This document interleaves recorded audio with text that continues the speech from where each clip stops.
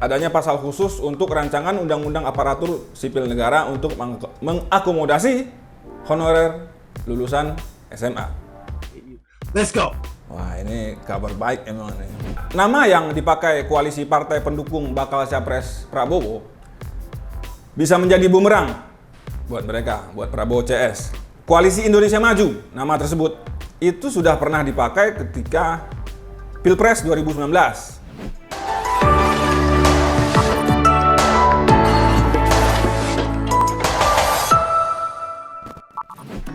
Assalamualaikum, halo Sobat Negeriku, jumpa lagi Reaction jpnn.com.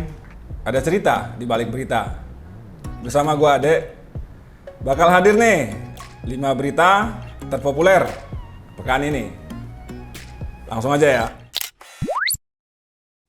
Berita kelima dari Denpasar. Warga keturunan di Bali berbondong-bondong beralih jadi WNI. Wah, ini apa maksudnya ini? Jadi warga negara asing hasil perkawinan campur yang hidup dan menetap di Bali nih, Sobat Negeriku, berbondong-bondong beralih status menjadi warga negara Indonesia. Alasannya sih konon nih, kata mereka udah tertarik, udah meresapi, udah mendalami, udah menyelami adat di Bali. Ah, masa iya sih? Ibu kota Bali apa, mereka tahu nggak? Emang apa sih nggak boleh? Ya apalah. Apa nih komentar dari Sobat Negeriku? Kita cek ya. Komentar pertama dari Fikri. Apa katanya? Yang blasteran ingin jadi WNI. Warga Indonesia asli malah pengen pindah ke luar negeri. Ya sudah. Wah, iya juga ya. Lagian menerima warga luar negeri itu untungnya buat kita apa sih ya? Wait a minute. Komentar kedua dari Ade Lala. Ini adiknya Ade Lili. Kakaknya Ade Lili.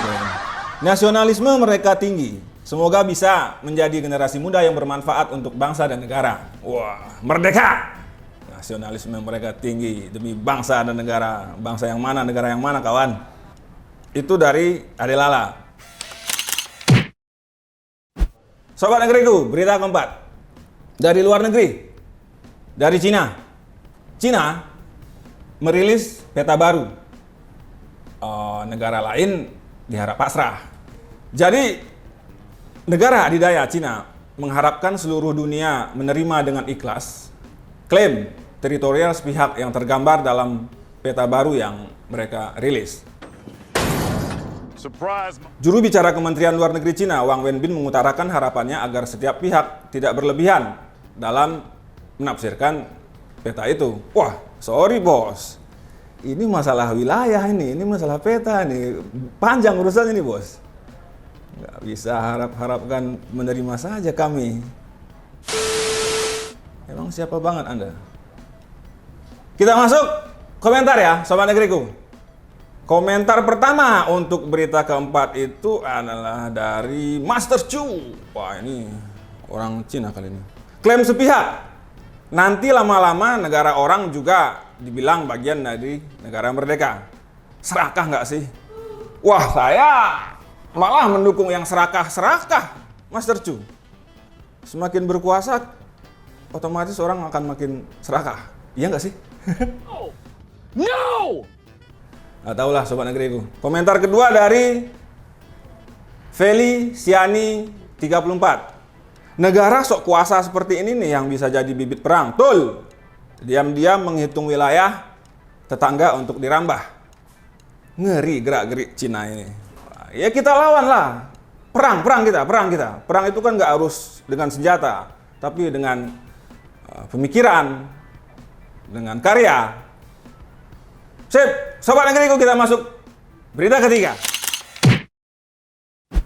Next, Sobat Negeriku, berita ketiga. Tidak semua honorer bisa mendaftar PPPK 2023. Oh, ternyata.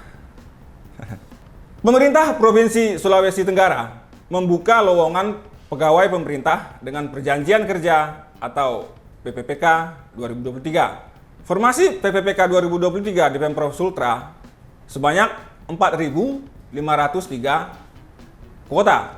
Itu terdiri dari 3.618 tenaga guru, 602 tenaga kesehatan, dan 283 tenaga teknis. Masalah honorer ini, masalah PPPK ini nggak sepi, nggak pernah padam di CPNN, Sobat Negeriku. Let's go. Kita masuk komentar pertama untuk berita ketiga ini, Sobat Negeriku. Dari Eka Pahlevi. Menyangkut uang negara jadi diperhitungkan matang-matang untuk urusan PPPK. Honorer, tetapi kalau dana untuk pejabat negara hambur-hamburkan uang, nggak pernah dihitung matang-matang ya. Wah, ini penuh kecurigaan nih orangnya, Eka Pahlevi ini kayaknya. Komentar kedua untuk berita ketiga dari Noni Belanda. Wah, Noni Belanda. Blonde nggak ya? Blonde. Berusaha segala cara buat daftar PPPK. Kalau nggak berhasil, mohon dicoba lagi. Gitu terus, bro. Ya, daftar terus, daftar terus. Sobat Negeriku, kita masuk berita kedua. Berita kedua. Nama koalisi Indonesia Maju bisa jadi bumerang buat Prabowo. Wah, ini politik nih, Pilpres. Pengamat, ya peneliti juga di sebuah lembaga survei, Saidiman Ahmad, menganggap nama yang dipakai koalisi partai pendukung bakal capres Prabowo bisa menjadi bumerang buat mereka, buat Prabowo CS. Koalisi Indonesia Maju, nama tersebut itu sudah pernah dipakai ketika Pilpres 2019. Timnya Jokowi, Ma'ruf Amin. Itu ketuanya Erick Thohir, sekretarisnya Hasto Kristianto, bendaharanya itu Mas Trenggono. Ya, sama Pak Agung Gumilang. Jadi banyak pengamat, ya mungkin lawan politik Prabowo juga menganggap kubu Prabowo ini sekarang miskin kreativitas, meniru atau menduplikasi nama yang sudah pernah dipakai untuk sebuah koalisi. Sekarang gerbong Prabowo yang berisi partainya Gerindra, kemudian PKB, PBB, Gerindra, dan PAN dianggap nggak bisa berpikir untuk mencari nama lain, walau memang belum terdaftar. Gitu. Ini seru nih, Sobat Negeriku. Masuk komentar aja ya. Komentar pertama dari berita kedua tadi, dari Politek Dinner. Pak Prabowo kalau mau menang jangan salah langkah loh. Banyak pengintai di luar sana. Oleng dikit ya bisa kalah lagi. Capek nggak? Ya emang udah Pak Prabowo ini udah berapa kali ya? Udah 3 kali udah. Tapi ya pejuang kali ya. Nggak tahu lah. Komentar kedua dari Budak Negara. Budak Negara. Kalau saja Ridwan Kamil maju jadi capres, saya milihnya Kang Emil saja. Emang apa kelebihan Ridwan Kamil? Silahkan Budak Negara berpendapat. Oke, Sobat Negeriku, kita masuk berita pertama. Sobat Negeriku, masuk berita pertama. Berita paling berita paling top. Ada kabar baik dari Istana untuk honorer lulusan SMA. Alhamdulillah. Seleksi PPPK makin mudah. Pemerintah dan DPR RI sudah sepakat menyelesaikan masalah honorer hingga 2024. Menurut Ketua Forum Honorer K2 Tenaga Administrasi Indonesia, Andi Melayani Kahar nama beliau. Dari hasil pertemuan dengan salah satu pejabat di kantor staf presiden, ada beberapa informasi penting yang bisa membuat dada mereka lapang gitu, berlapang dada. Salah satu yang mendasar adalah adanya pasal khusus untuk rancangan undang-undang aparatur sipil negara untuk mengakomodasi honorer lulusan SMA. Let's go. Wah, ini kabar baik emang nih. Syukur, alhamdulillah di tengah kondisi saat ini masih ada kabar baik. Komentar pertama untuk berita paling populer pekan ini. Dari pegawai gabut. Janjinya 2024 selesai. Apa nih yang selesai 2024? Bener loh ya, jangan bohong sama rakyat. Wah, ya jangan bohong lah para bos-bos, para bapak-bapak, ibu-ibu. Ini rakyat ini.